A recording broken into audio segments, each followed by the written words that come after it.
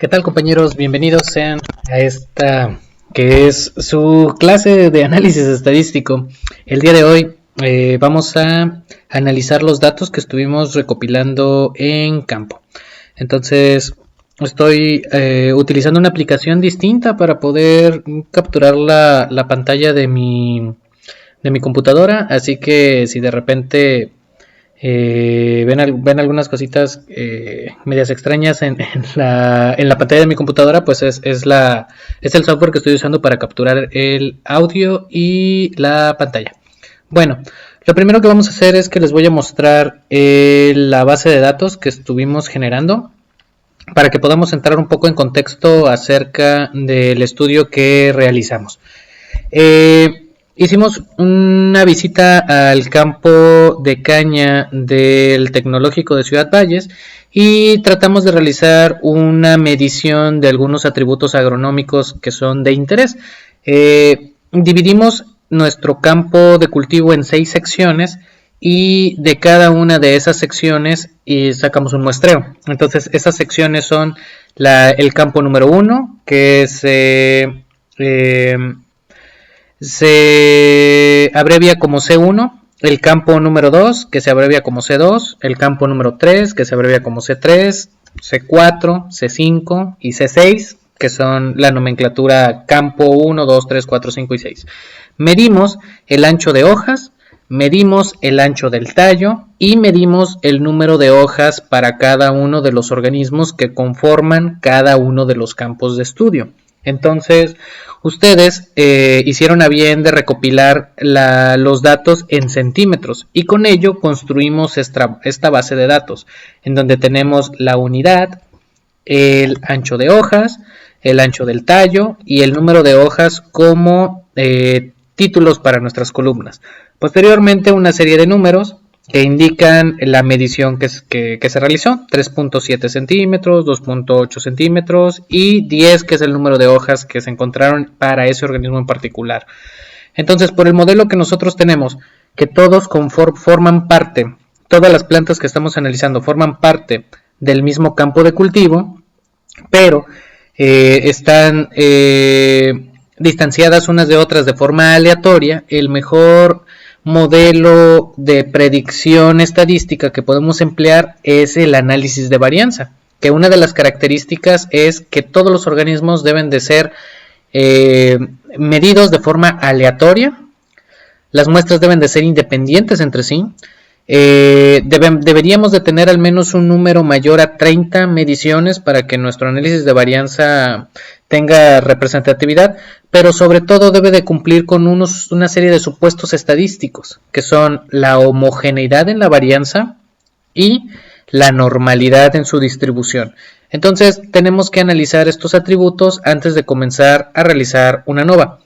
Es muy importante la forma en la que organizamos nuestros datos. Por ello, recomendamos esta configuración. En una columna vamos a poner a qué pertenecen, la categoría a la que pertenecen nuestras mediciones. Tenemos entonces el ancho de las hojas, en donde tenemos el valor asociado a esa medición. Para el ancho del tallo exactamente lo mismo, tenemos una medición que está asociado a esa categoría.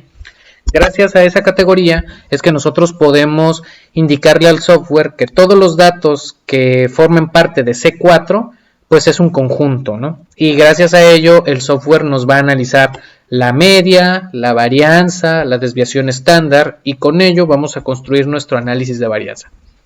Como no podía ser de otra forma, vamos a utilizar nuestro software R para poder procesar estos datos.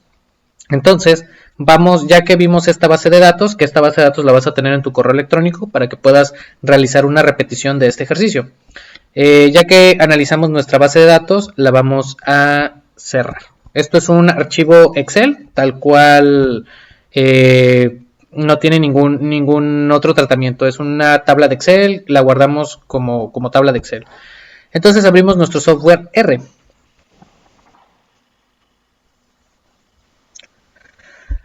Las características interesantes de nuestro software R es que es un software gratuito. A diferencia de los múltiples softwares que hay para el análisis estadístico, este en particular es el más poderoso que hay y es gratis. Entonces, eso ya lo posiciona por sobre todos los demás para el análisis. La mayoría de los artículos científicos de revistas de alto impacto procesan sus datos a través de R por estas características. Entonces, lo primero que voy a hacer es abrir un nuevo archivo. Me voy al apartado de File, New File. Y entonces vamos a seleccionar RScript. Vamos a generar un script. Aquí en mi consola voy a poner Control L para limpiar todo lo que tengo en el escritorio, ¿no? Hay que diferenciar algunos paneles que nuestro software tiene.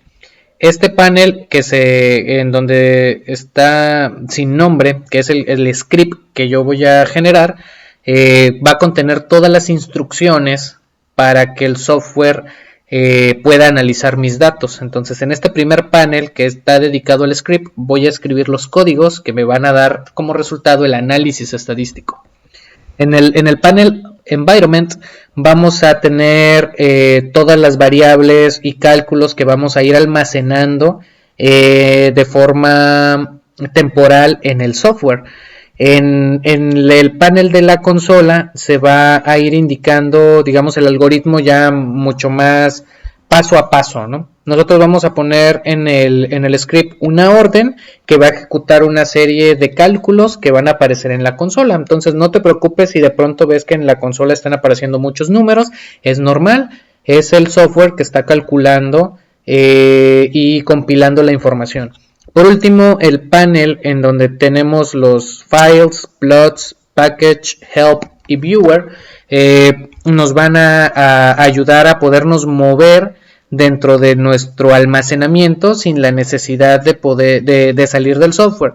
Además de que podemos ubicar algunos paquetes importantes para el análisis o ir compilando nuestras gráficas que van a ir surgiendo de este análisis. Entonces, bueno, una vez que explicamos brevemente cómo es que funciona este software, vamos a comenzar a analizar nuestros datos. Lo primero que tenemos que hacer es cargar nuestra base de datos. Anteriormente este era un proceso un poco más complejo y era lo que de pronto hacía que los nuevos usuarios ralentizaran su aprendizaje, pero ya quedó resuelto. Alguien programó un pequeño script para que podamos cargar nuestros archivos sin ningún problema. Entonces vamos a importar dataset, ubicamos cuál es el formato en el que tenemos nuestros datos. En este caso yo lo tengo en un Excel, entonces voy a cargarlo desde un Excel.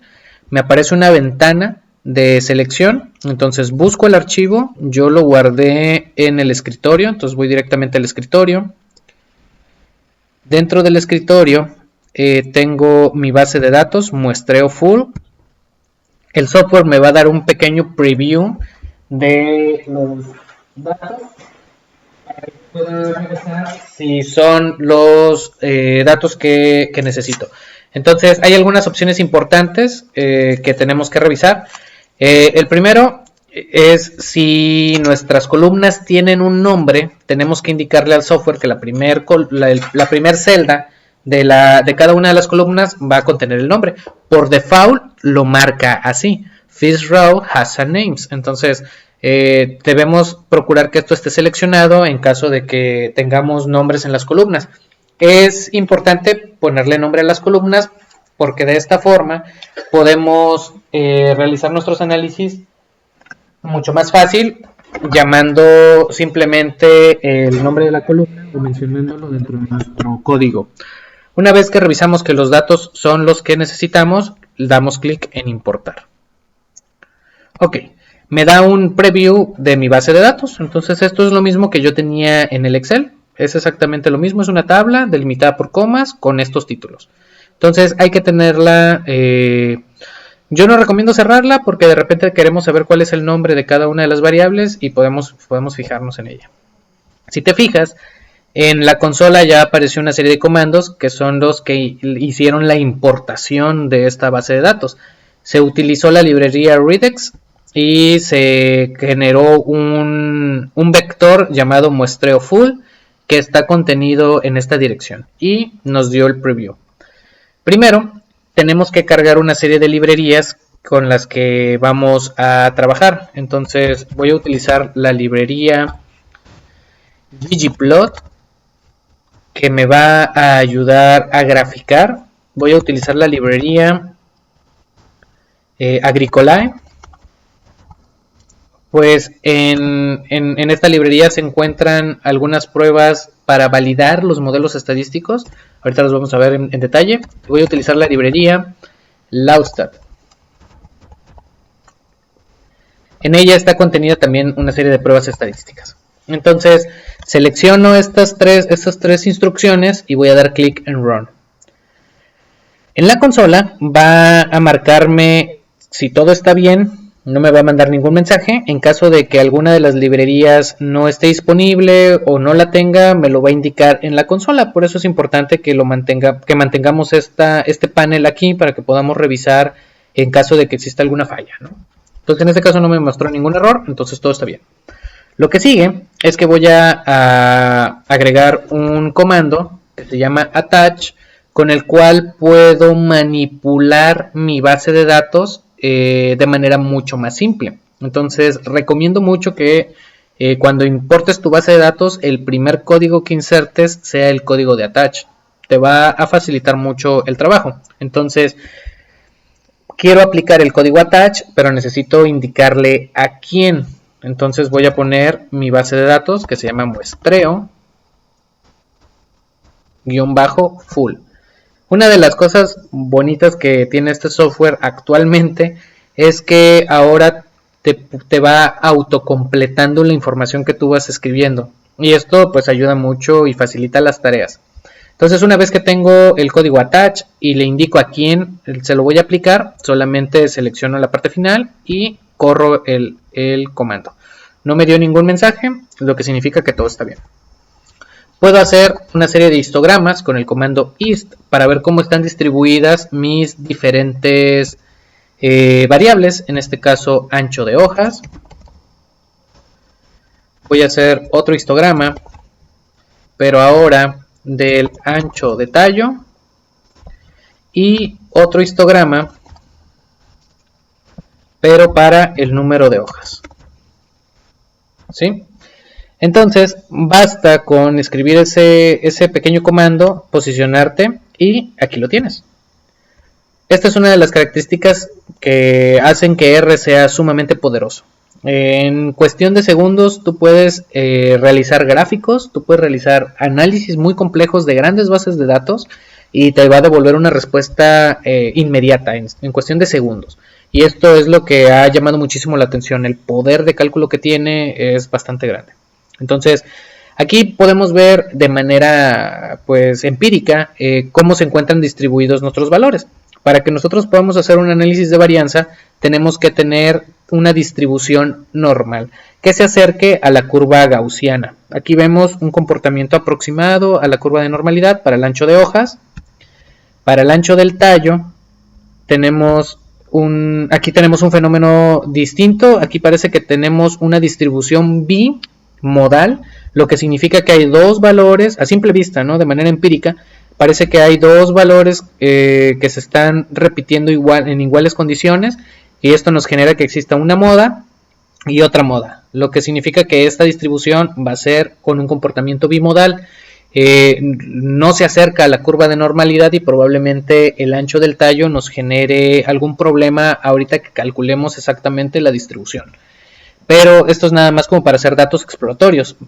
Vamos a ver el histograma para el número de hojas.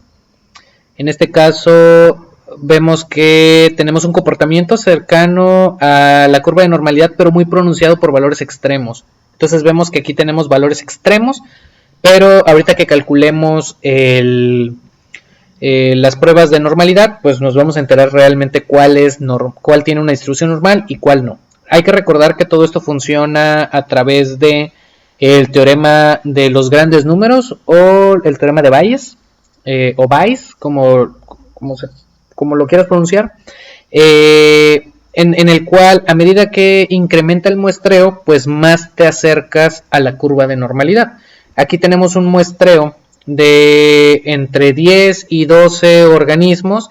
Entonces, a medida que nosotros vamos incrementando el número de muestreo, cada vez nos vamos acercando más a la curva de normalidad. Por ello es que un histograma nos sirve para explorar los datos, pero no debe de ser considerado como una prueba definitiva para identificar la normalidad.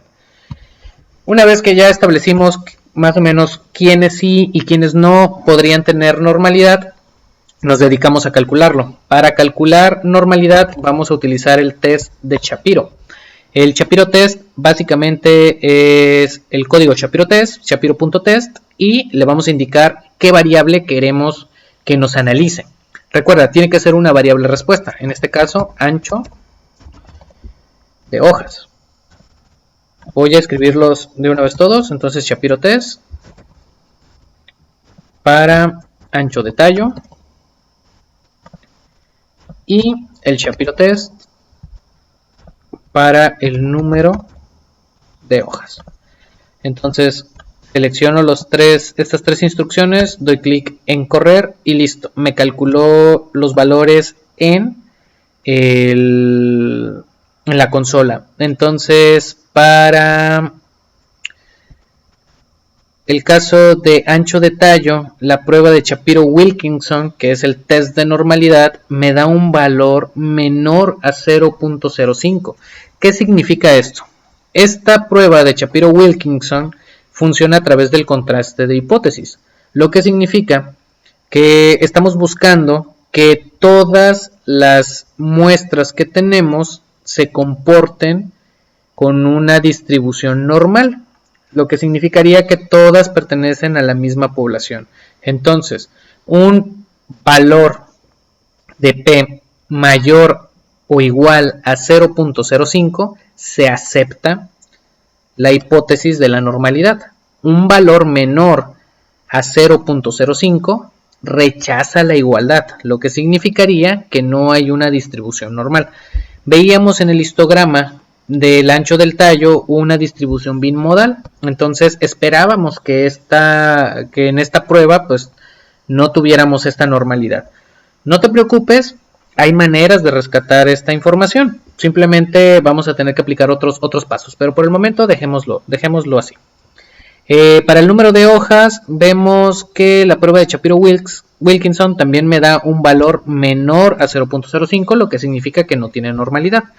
Y me hace falta la prueba para el ancho de hojas. Entonces me voy a posicionar ahí y lo voy a calcular. El ancho de hojas parece ser que acá tampoco tenemos una condición de normalidad. Entonces tenemos ancho de hojas, número de hojas y ancho del tallo. Con esta prueba verificamos esa condición. Sin embargo, el análisis de la varianza es un estudio sumamente robusto. Entonces, cuando los supuestos de número superior a 30 unidades y tenemos que todas estas muestras forman parte de una misma población, podemos jugar un poco con la distribución de la varianza, fundamentados precisamente en el teorema de los grandes números. El que nosotros tengamos este valor que nos indica que no tenemos una distribución normal no es definitivo, porque a medida que incrementemos el muestreo, estos valores podrían cambiar. Lo que se sugeriría en este caso es incrementar el número de muestreo para que de esa forma podamos tener una muestra con mayor representatividad.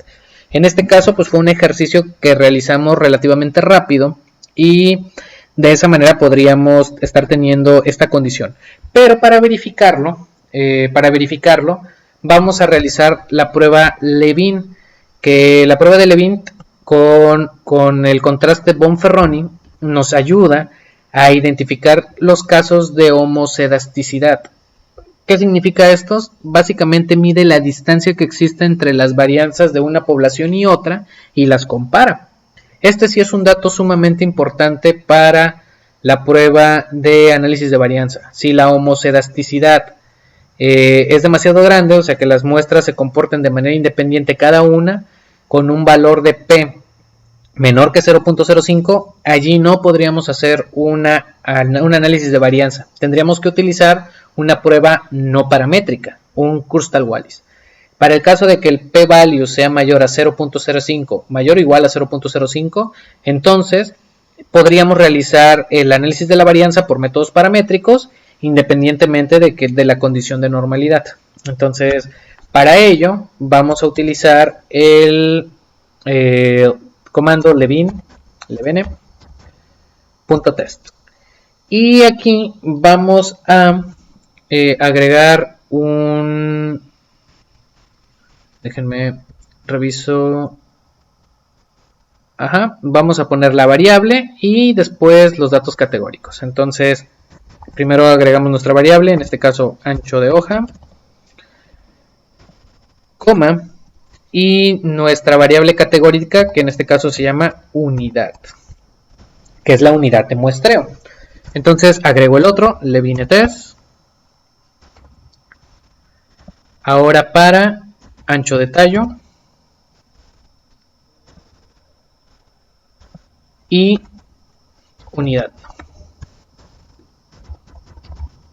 Levine.test, número de hojas contra unidad. Nuevamente lo selecciono y corro estas instrucciones. Ya me lo calculó. Entonces, aquí tengo los Levine test. La prueba de Levine con contraste de Bonferroni me indica que para el caso del ancho de las hojas, mi valor P es mayor a 0.05, por lo tanto, estas muestras pueden ser sometidas al análisis de varianza.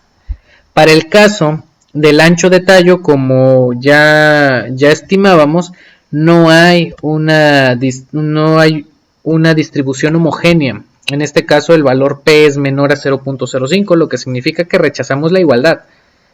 Entonces aquí tenemos para el ancho de tallo que realizar una prueba no paramétrica. En el caso anterior, ancho de hojas, vamos a hacer una ANOVA. Para este caso utilizaremos un Kruskal-Wallis, que sería la prueba que tiene paralelismos entre el ANOVA, pero para condiciones no paramétricas. Siempre hay que procurar buscar pruebas o analizar datos y generar diseños experimentales que nos permitan tener cumplimiento de todos los supuestos. Lamentablemente, en algunas ocasiones, primero obtenemos datos porque son muestreos más rápidos y necesitamos obtener la información, y después se realiza o se busca el mejor análisis para los datos, y esto genera este tipo de contradicciones. Lo ideal, si hablamos de idealidad, lo ideal sería que podamos diseñar un muestreo que sea lo suficientemente robusto para que nuestros datos entren dentro de los supuestos del análisis. Para el caso del número de hojas, tenemos que nuestra prueba de Levine test también da mayor que 0.05, por lo tanto también se acepta la condición de homogeneidad en la varianza. Entonces tenemos dos ANOVAs y un Kruskal-Wallis. Ya que sabemos qué pruebas vamos a hacer, lo que resta es básicamente programar el que se realicen estas pruebas. Entonces vamos a hacer primero los ANOVAs. Vamos a agregar el siguiente comando, one-way test. Este one-way test, me voy a traer este que tengo acá, solamente para copiarlo. Entonces es one-way test para ancho de hojas, que es nuestra variable respuesta o nuestra variable y, contra la variable categórica, que lleva el título de unidad, y aquí en variación en var equal, si yo pongo false o F, me va a realizar la prueba de Kruskal-Wallis, que es una prueba no paramétrica. Si pongo la letra T de true, me va a realizar una ANOVA de una sola vía. Este comando ayuda a resumir bastante información. Entonces es un comando nuevo. Te vas a encontrar otros comandos para realizar ANOVAs que requieren un poco más de programación. En este caso, este es un comando mucho más nuevo y ayuda a resumir el código que estamos escribiendo, ¿no? Entonces, one way test para ancho de hojas contra la unidad, y es un ANOVA de una sola vía. Damos clic en run y entonces nos da nuestras variables. One way test para ancho de hojas contra unidad, un análisis de una sola vía para medias, y me dice que mi p-value es de 0.4708. Hay que recordar nuevamente que el valor de p me ayuda a poder discernir entre el contraste de hipótesis. Cuando p es igual o mayor que 0.05, se acepta la hipótesis de la igualdad. ¿Qué significa esto? Que todas mis muestras son iguales, ¿sí? Tienen un valor medio igual, independientemente de las ligeras variaciones que puedan presentar. Cuando el valor P es menor que 0.05, entonces existen diferencias significativas y con ello tendría que realizar una prueba post hoc con la cual identificar en dónde se encuentran las diferencias y poder calcular qué tan fuertes son estas diferencias.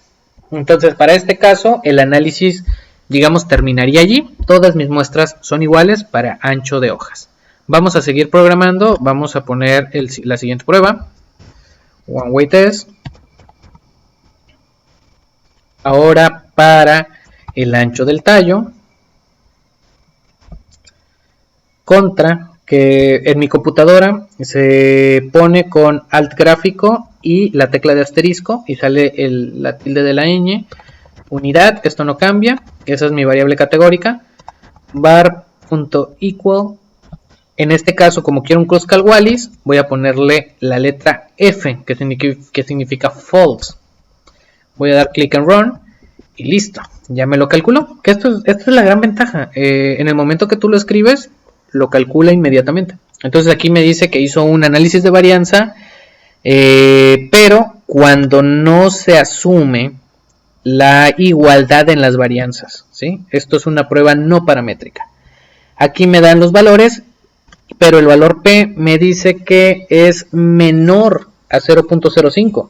Tengo aquí un valor de 4.299 exponente menos 15. Es un valor muchísimas veces más pequeño que 0.05, lo que significa que aquí sí hay diferencias significativas. Entonces aquí tengo que realizar una prueba post hoc para identificar en dónde se encuentran esas diferencias significativas. Por lo tanto, para seguir manteniendo este orden voy a programar un nuevo comando. Voy a poner ANOVA-tallo.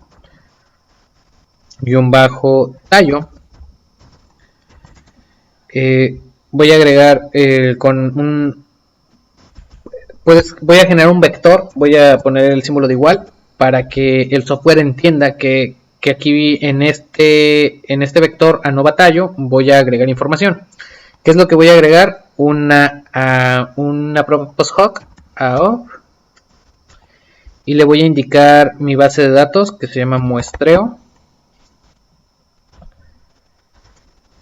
Déjame revisarlo.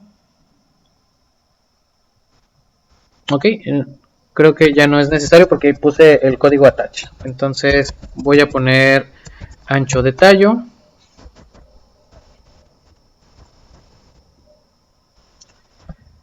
Contra al gráfico tilde de la ñ. Unidad.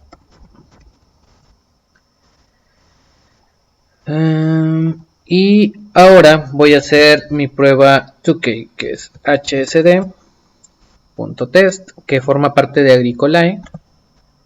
Voy a correr este script. Listo, ya se creó. Aquí está, ANOVA. Entonces, hsd test, voy a hacer una prueba llamada prueba 2K, con la cual voy a identificar en dónde se encuentran las diferencias significativas para esa variable.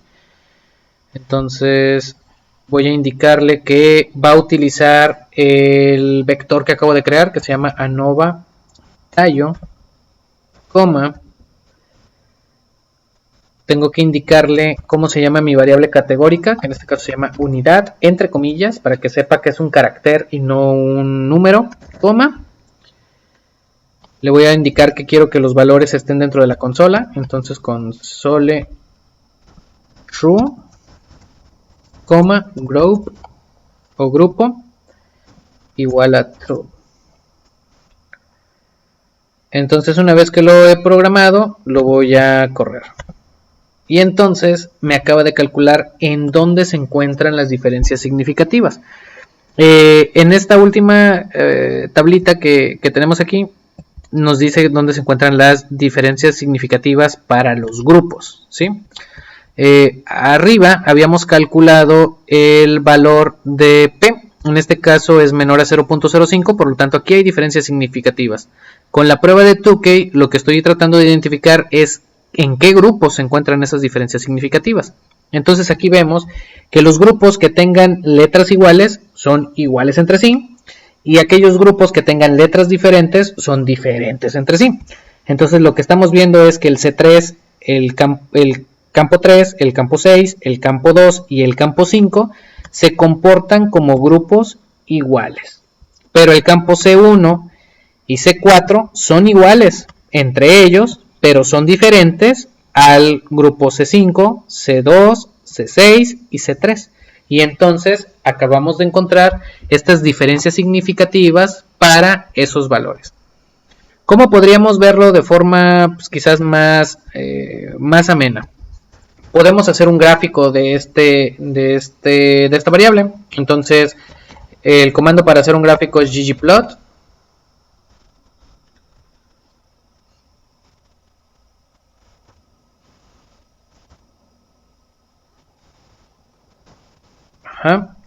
Le vamos a indicar la base de datos, muestreo, full, AES, X va a ser unidad,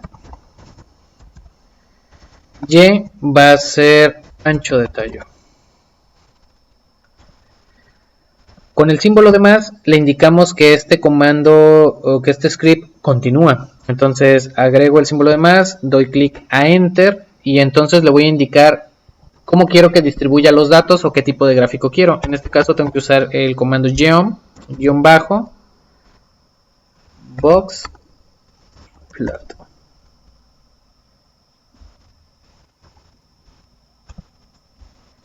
Y con esto puedo hacer pues, un gráfico rápido, ¿no? Estamos explorando la data. Parece ser que me equivoqué en algún punto para de este comando, entonces necesito revisarlo.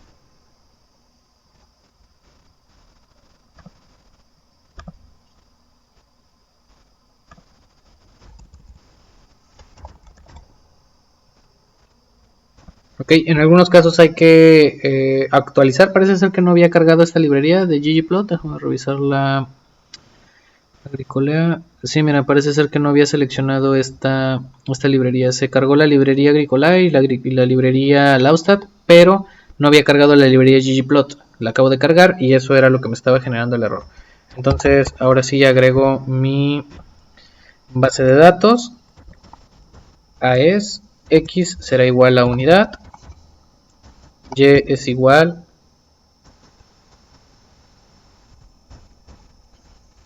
al ancho de tallo más una geometría de boxplot.